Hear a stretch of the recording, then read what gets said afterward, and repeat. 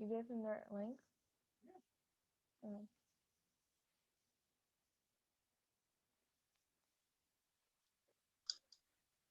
Hey, Hey, hey. hey. Sorry for the technical difficulties. No, you're fine. You're fine.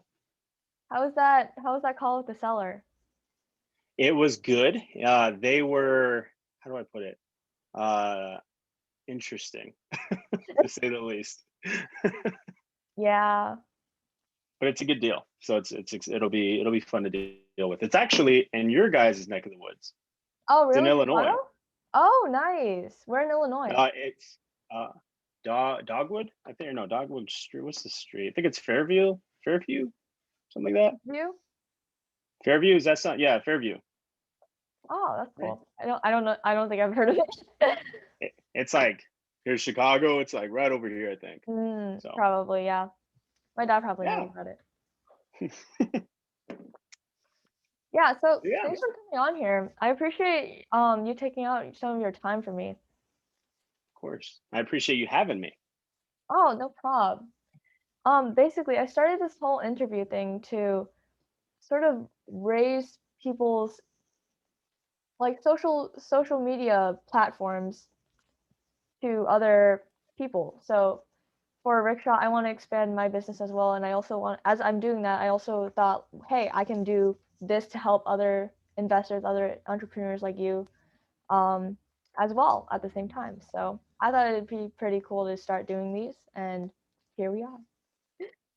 That's awesome. I love it. I love it. And I love your I love watching your social media. It's pretty cool. And especially because I have a daughter and then I get to see you just like coming in strong, making an impact. And it's exciting to see the journey because I know in like a year, 5 years, 10 years, when I talk to you again, you're gonna be like, oh yeah, I got this $1 billion company now. No biggie. Oh yeah, Maddie just turned 5, right? Yeah, yeah, she did. Yeah. Yeah, happy birthday to her. Thanks. Okay. Um, I'm just gonna ask you a few questions. It might take like, I don't know, 45 minutes if that's okay with you. Yeah, let's do it. Um, yeah, let's just jump right into it. So, Joseph, let's introduce yourself. Who are you? So yeah, my name's Joseph Rangos. I'm coming out of Tucson, Arizona, and I run a real estate business with my wife, Crystal, who, and we also know now getting to know you, which has been super fun. And then obviously I started the Legacy Makers, which is my other business that is just based around the concept of legacy and the importance of what we do now and how that affects the next generations. And so um, started off in real estate and entrepreneurship within the last few years. When I used to be in the Army, we used to talk about all the time was how can we start a business and getting into real estate and understanding what more can we do in order to further progress our livelihood and then that of our daughter. And so um, now here I am, right? 26-year-old dad, married with a kiddo in Arizona, running a business, and then getting ready to help Maddie start her ice cream business, which is going to be a lot of fun. So that's kind of who I am in essence, just a dad and a husband, and a real estate investor and legacy maker. Yeah, that's awesome. So I'm wearing the Legacy Maker shirt. So if you haven't gotten it, Ooh, you should get it because it's really good quality and it's pretty cool. So when I saw you and your business, I was like really intrigued and really like inspired because when I first got into real estate, my dad told me all about like the rich dad poor dad stuff and how people are in this like mindset that that your kids have to go to college, go to a good school to get a good job and then pay off your debt and then the cycle keeps repeating, right? mhm. Um, so that's how I personally got like intrigued by real estate and that's how I'm here today wearing this shirt here in this interview. I think yeah, because what my dad said, he told me that we have to like we wanted to start set a new like expectation for people. So instead of people going to like better schools, instead um getting I don't know getting in touch with better businesses, better people, better groups around yourself, so you can build more connections and stuff. And that's actually one of the shirts in my store. I don't know if you've seen it. It's like the change your family tree one.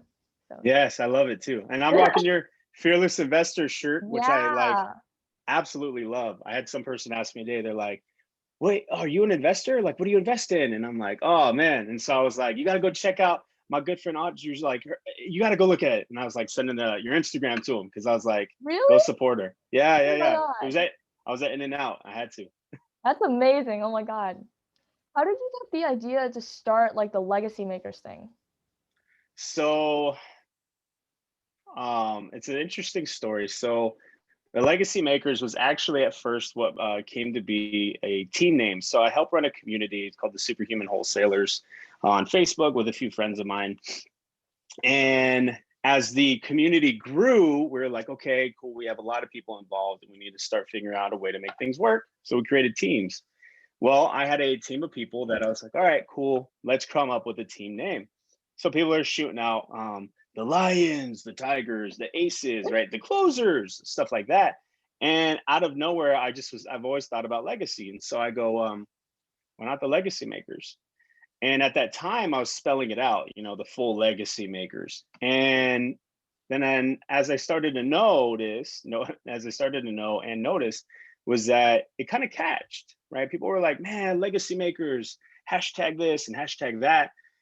And I said, you know what? I feel like this is something bigger than real estate. I feel like I can take this further than just here. And then it became I think, and you probably can relate to this, right? The audacious, exciting moment of an entrepreneur where you have an idea that no one's thought of, right? And so, me thinking, okay, let's go see if anybody's thought of this.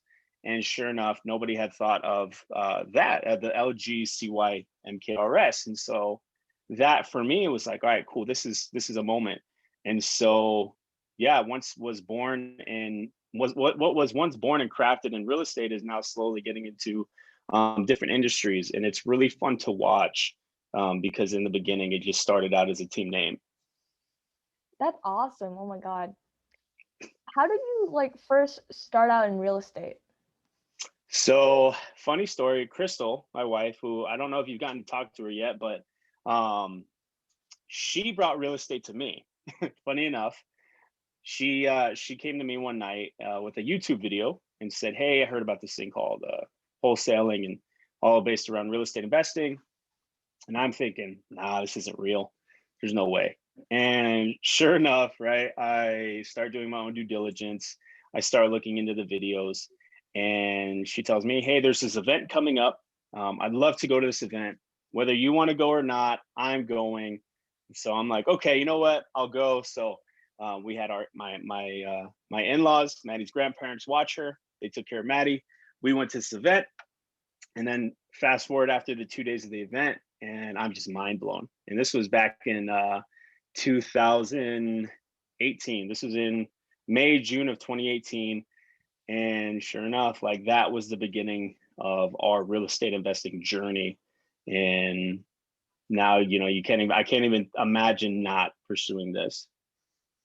Whoa, this has been a thing for 3 years now, your real estate thing. Yeah. Yeah. Mm. What would you say is your favorite thing about real estate? My favorite thing about real estate. It's a really good question. It can be like, I don't know, the people you can meet or like, I don't know, the environment, anything you want. I, I think it is the people, right? I think it's the people that you get to interact with, and the people that you get to help, and the people that you get to learn from, and creating your own environment that's conducive to what you want to accomplish in life is something that a lot of people, I think, in modern day society don't really think about is the power of influence, right? And the circle of influence. So I would say it has to be the people, right? In the community. Um, that's truly what I love. Like if I never got into real estate, you and I would never be talking. You know what I mean? Mm-hmm. Yeah, and we've been seeing like in these recent years throughout COVID and through like the stock crash in like 2007. I'm not sure what that was really about because like I was like one. But yeah, we can see like connections are really like what really is like the power in these times. Like it's not really the money, it's more like who do you have who do you know, who can you talk to, who can give you value. So I think that's 100%. really cool that you said that. 100%. What is based like off of that first question, what is the least favorite thing about real estate for you? Oh, the least favorite thing. Uh, that's a fun question. Let's see. My least favorite thing. Um,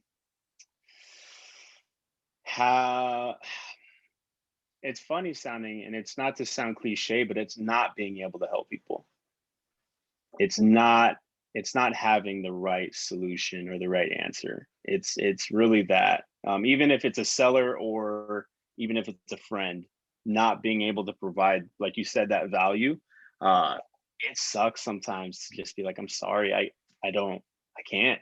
You know, some of these deals don't make sense, and you hear about these people and their situations, and not being able to help them when you've already built up some sort of connection, or invested some sort of energy and time. That's probably the hardest part. I think that's my least favorite part of the real estate journey. That and cold calling. Cold calling is not fun. Okay, it's really funny that you said that because earlier today, like 2 hours ago, I was calling this house, this property owner on like a FISBO list on Zillow. Um and he started talking about something about violations, and I do not know anything about violations. So I sort of I we made some like connection. We had like a nice talk and everything. But at the end of the day, I couldn't like I wasn't I I didn't know how to work around that, and I did not know anything he was saying. So I had to say, "Oh, we're going to call you back tomorrow." And I was hoping that's past okay. before we call again, but here we are. And you're like actively making calls now. Yeah. That is, dude, virtual high five. High five. Yeah, sometimes I think sometimes it's like really hard to keep going. What is like a motivational quote or something that helps you keep going in like the toughest times? Fail early, fail often, fail forward. It was said by Will Smith.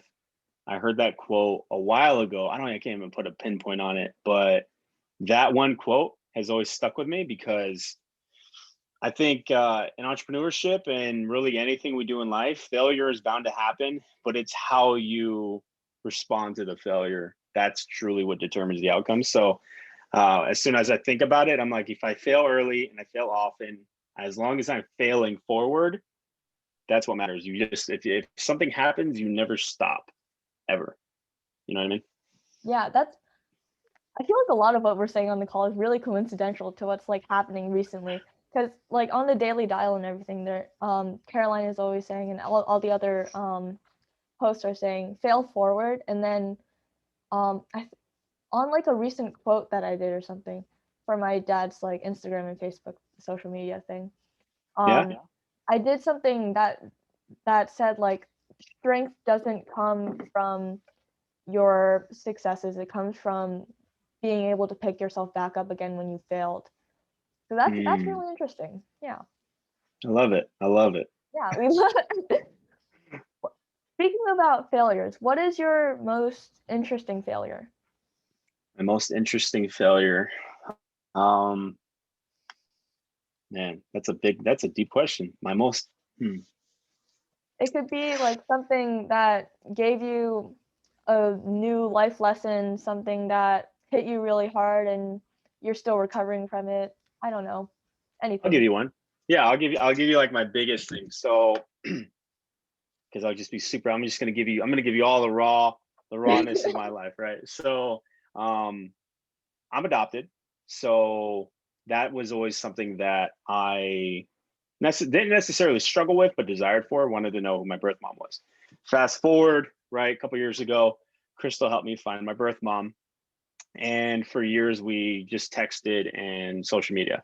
Except for me, it was always looking in like through a window as to their life. Well, the failure aspect to this was I failed to put a constraint on myself and the reality of the situation that I may or may not ever have the relationship that I truly desired with her, and I felt trapped to thinking it would happen one day, and it never did. And that relationship is no longer present in my life.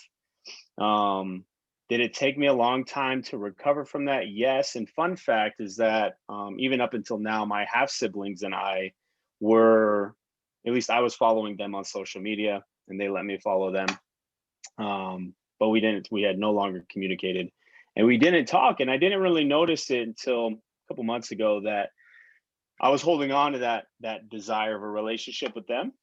And for me, that was just a failure of letting go. But I will say though, once I did let that go, the relief, right, was like instantaneous. Like it was like the minute I blocked it on IG and Facebook and just said, you know what, it's okay, right? It's okay that that's not going to be what I'd anticipated, and so you take it and you just move on, you know. Wow, that's something that's really hard to recover from. That is amazing that you recovered from that. Another virtual high five. High five. Yeah. What is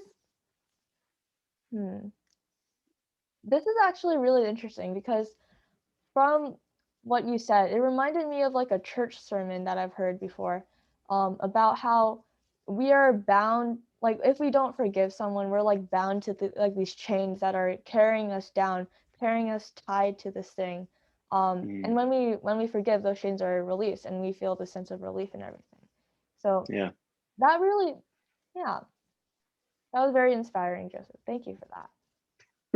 No, of course. I mean, I appreciate it. I've never said that publicly, so that's I'll give you that one. You're really brave for that. I admire you. No, I appreciate you. That goes back to something. So you got the Fearless Investor shirt. Why did you choose that one? I think it just correlates and resonates with me so much, right? In real estate, and same thing in entrepreneurship, right? You'll probably hear me say that quite a bit, right? In entrepreneurship, there's a level of fear, and there's a level of risk. And I think it's the tolerance, right? That a lot of people initially struggle with, is understanding the concept of I have to take risks, and I have to take risks being fearless, especially in real estate.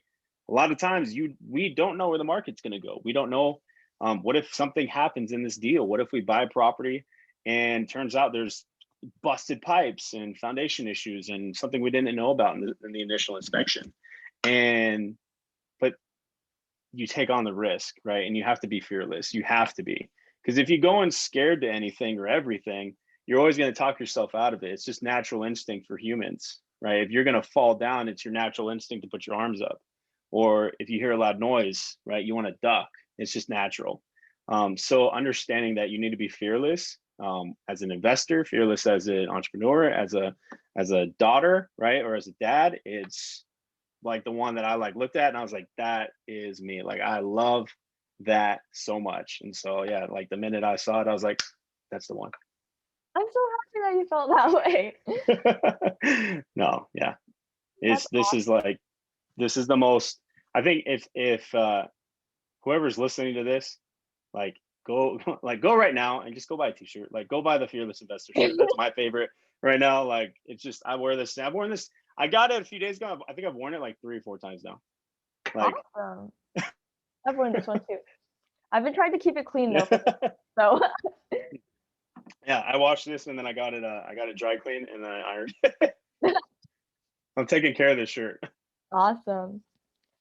So we know how like you've been through so many struggles in your life. How has entrepreneurship and real estate changed your life? Um, it gave me a new perspective as to the possibilities, right? I'm reading a book right now and it's called The Millionaire Fast Lane by MJ DeMarco. MJ DeMarco talks a lot about what society has taught us and what constraints society, or even blinders, right? Almost giving us tunnel vision, but not tunnel vision in a good way. And so entrepreneurship and real estate, it's like taking the blinders off and you finally get to see like, oh my goodness, there's all this world. There's not just this one road. And the minute that happened, making deals happen, and starting another business and seeing money come from that and the possibilities, it really makes you think, how far can I go? Like, my gosh. And you start making more headway, and then it's like possibilities are endless. Like I'm really limitless. Like I'm limitless and I'm backed by fearlessness. So it's really that of just getting into the real estate, jumping into it, jumping into entrepreneurship. Like if you have an idea, um, you have to be fearless. You can't hesitate thinking, I wonder if, or I hope. It's just like you're taking a shot. Um, you're making a bet on yourself with the anticipation that there's going to be this amazing reward. And failure is going to happen. Failure is always going to happen, and it's okay. You just keep going. Maybe you have to fine tune that idea, but once, yeah, the opportunities and the clear vision that entrepreneurship does bring. However, it's not like I'm going to say entrepreneurship is perfect. That there aren't struggles and there's not days where you're like, oh my gosh, like there's that little voice in the back of your head that's always trying to creep up and say, go do something easier, right? But that's also you have to make sure that you are prepared for that jump. And so, um, yeah, that's how I would say. I would just say the entrepreneurship and real estate have definitely taken those blinders off. Yeah, I remember when I first read Rich Dad Poor Dad, which is like how I got like really into like real estate and entrepreneurship. Um, I felt I don't like you said with the tunnel analogy. It was like I was going in like one straight line for like my whole life because I remember I started feeling scared for my future in about fourth or third grade. I don't know why. I I Wow. I don't know why. I used to count the months and the years until I moved out. That was how scared I was for the future. Cuz everyone I knew, well, not everyone, but almost everyone I knew, they already knew what they wanted to be when they grew up. Some people wanted to be dancers, they wanted to be athletes, they wanted to, I don't know, they wanted to draw and be famous artists. I on the other hand, I was just academically smart. I had nothing else on me, or what I thought. I did not have any other talents. And I thought I was like screwed. Like this is the only thing that I'm gonna be poor. I'm gonna pass away. I'm gonna live in my parents' house. That is what I thought. Literally. So, and then when I read Rich Dad Poor Dad, it was like, oh my god, I'm not in this place where like I'm surrounded. I felt like another part of the world opened up.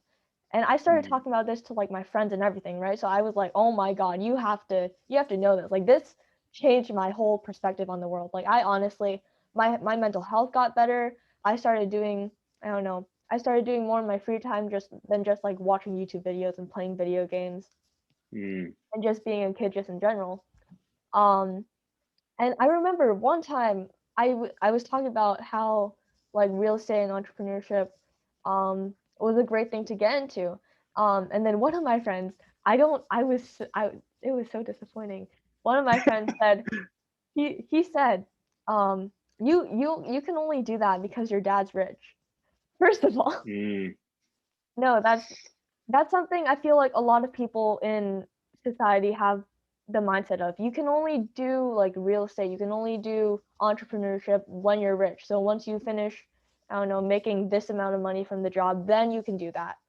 And that's something that we need to break through. So like you said, like the legacy makers. That's how we as entrepreneurs with our t-shirt brands and everything should try to be changing the world like that in a positive way. Yeah. So that's really actually I have that story put into like the about me bio is my website. So if you go on there, you can see it. I love it. I love it so much. And I love how I want my daughter to think and speak like you do, because I truly you may not be able to see it right now, but I'm like truly internally like in awe and very, this is obviously like our first like face-to-face interaction, but I'm proud of you and I'm very honored to get to speak with you on this level, because you're a special young lady and I can only imagine and I already know how far you're going to go just based off of this. That snippet of what you just said is going to take you so much further in life than your average person, especially at your age. Oh my god, thank you so much. Really, I'm really in admiration of you. Like you're already here with like only like 3 years of real estate experience, and you're already at this level. And I'm so excited for your daughter Maddie. Like she's gonna be a great entrepreneur when she, I don't know, in like a year maybe. Like with her ice cream business, oh my God, she's gonna make some money, some cash. Let's go. Yeah. Oh, speaking about the ice cream business, does she have a name yet? So we're running through different ideas. One was it's simple, Maddie's Ice Dreams. Instead of ice cream, it's Ice Dreams. Um, and then she like wants to open just like the simplest name. She's like ice cream shop. um, she's 5, so I think like the idea of like creating like a new name for her is still something. And then she goes, "Oh, Legacy Makers." I said, "No, you gotta think of your ice cream name." So it's fun to see. It's fun to watch the wheels ticking. But it was her idea. She made a little ice cream shop in the backyard and was selling us her ice cream from the freezer. And you could tell that was just like something that she really wanted to do. And so I asked her, do you want to sell ice cream? She goes, "Yeah, I want a little table. I want to do outside in front of the house." And I'm like, "Okay, I think we could take this somewhere. If this is something she really wants to do, why not? Let's just go for it." And sure enough, yeah, we start getting the licenses in place. Crystal's getting the LLCs all done up. And so it's a process, but it's fun. It's a lot of fun to watch. Yeah, totally. That's awesome. Like I totally agree with that. Like I think parents should just like support their children no matter what. Like with my dad, he definitely like pushed me and supported me throughout like the whole real estate entrepreneurship thing. I would consider him like number one mentor, number one hype man, like I am for Oh, him. I love it. I love it so much. But yeah, in general, I think like having like someone that you relate to, someone that you're close to, do something that you want to do, definitely influences your life. Because I remember, um, I think without these figures in my life, I wouldn't have started real estate. Like my dad, if he hadn't introduced me to Rich Dad Poor Dad, I wouldn't have done it. I wouldn't have done it. Yeah.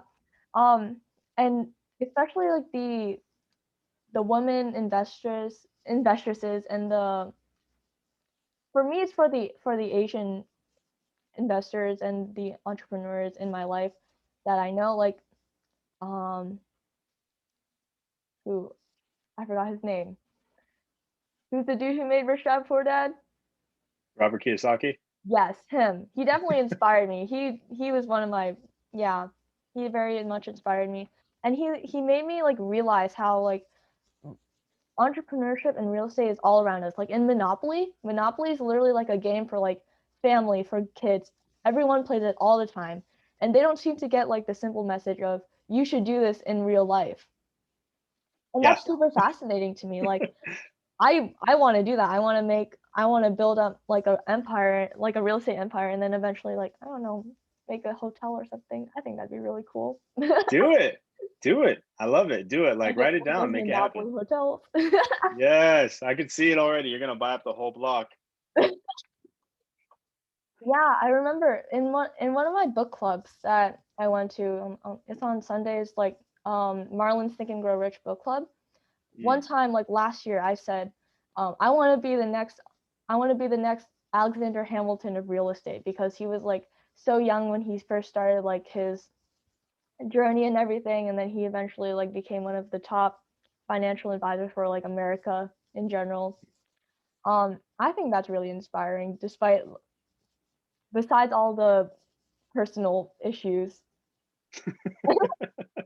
I think I forgot about those when I said that. When I said that, so No, you're good. I totally get what you mean, though. I totally get what you mean. mhm.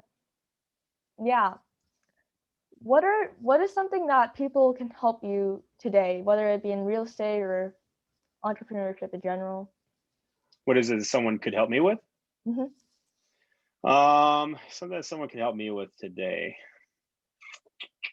Right now, I've been focusing a lot on raising private capital.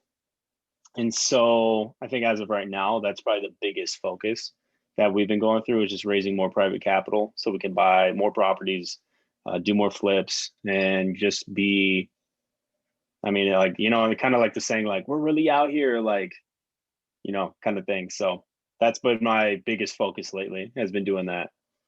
Hmm. And besides being fearless and getting the Fearless Investor T-shirt, what is the one thing you would say to someone who's just starting out in real estate? What would be a piece of advice that you would give them? Someone who just started out in real estate. That's a fun question. There's a lot of things I would say, but the biggest thing would have to be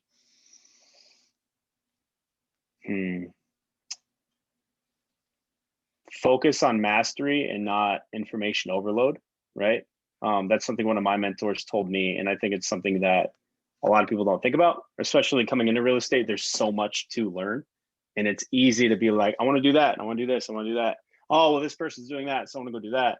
No, just identifying the avenue that you want to go down, mastering that avenue, and then moving on to the next, and then just truly becoming a master of your craft. Because I can tell when I started, it was like, oh, I'm a cold call and I'm a door knock and I'm gonna do this, I'm gonna do that. And obviously it's that entrepreneurship spirit and that hustle. But at the end of the day, like hustle without strategy is just a lot of like digging with a shovel when there's a I don't know what's like a Bulldozer.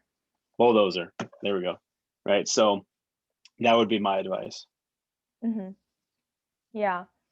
One final question, and this can be anything, okay? So if you could get anything in the whole entire world, what would it be? It can be cash, it can be 1,000 properties, anything you want, we won't judge you. Oh man. Anything I want in life.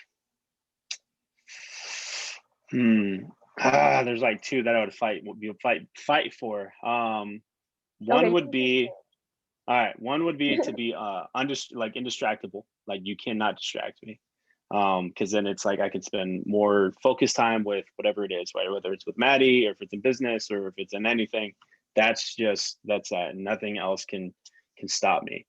Even my own self, I can't stop me. And the second would be unlimited knowledge. To just expand more on that. Just like to be able to watch something once or read something once or write something down and just immediately have it. Just, oh my goodness, if I could do that and implant that over and over and over again, and my legacy and Maddie and anybody I come in contact with, and just be able to give back that much value, because I read a book and it's like, oh, it's there now. That would be insane. Because right, a lot of times people are like, oh, I want $1 million in cash, I want $1 billion, right? That could, like that. I mean, my dad said that to me the other day. He asked me, he goes, hey, if I won $1 billion in the lottery, would you keep working? I said, absolutely. He goes, why? I said, because that money will run out. Well, it's $1 billion, everybody would get this much money. I said, that's great, but what about the next generation and the next one? That money's not going to carry out forever unless you do something with it. The only way to do something with more is to have the knowledge. So those are my two. I know you said one, but I mean no, that's awesome. I love how you said how you took into account other people's, like your future generations, descendants of how they would live and how their lives would be. So I think that's really inspiring. So yeah. I appreciate it. Yeah, no, it's I think a lot about that, right? The implications of my actions now, right? If I sleep in, if I'm lazy, if I'm not doing what I need to do, what is the impact, or what is the result, right, of me not doing that? And so I think once people grasp the concept of what I do now affects what happens later, things shift, you know? Mm-hmm. And that's how I started like doing the Rickshaw Republic thing as well. Like, it's the name of my dad's old restaurant, so it's pretty like sentimental to me. And we're trying to like rebrand it and like put it out there as a whole new thing. So it's like a generational thing, you know? It was my dad's first, now it's mine, and then I want to pass it on if I ever have future children. And yeah, like what you said, I really got into the whole entrepreneur thing because I thought one day, oh my god, oh my dad told me this too.